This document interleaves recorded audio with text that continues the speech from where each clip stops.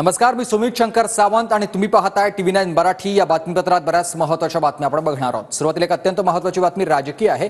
भ्रष्टाचाराचे सर्वात मोठे सरदार शरद पवार आहेत असं अमित शहा म्हणाले।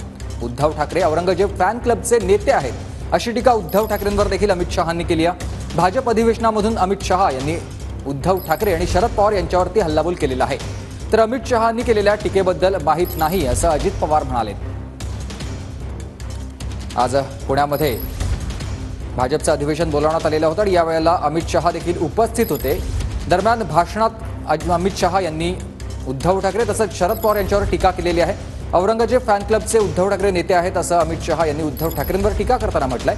तर भ्रष्टाचाराचे सर्वात मोठे सरदार शरद पवार आहेत अशी टीका अमित शहांनी शरद पवार यांच्यावर देखील केलेली पाहायला मिळते। भ्रष्टाचार का सबसे बड़ा सरगना भारत की राजनीति में है तो शरद पवार है, इसमें मेरे मन में कोई कंफ्यूजन नहीं। आप क्या आरोप कर रहे हो हम पर? इस देश में कोई भी सरकार में भ्रष्टाचार को संस्थागत करने का काम, इंस्टीट्यूशनलाइज करने का काम अगर किसी ने किया तो शरद पवार आपने किया है। मैं डंके की चोट पर कह कर दे। अमित शहा आज पुणे दौऱ्यावर आहेत। त्यांनी शरद पवार असतील किंवा उद्धव ठाकरे यांच्यावर जरी अशी टीका केली। औरंगजेब फॅन क्लबचे सदस्य नेते जे आहेत ते उद्धव ठाकरे आणि भ्रष्टाचारांचे सरदार जे आहेत ते शरद पवार यांना असं टीका केलेली।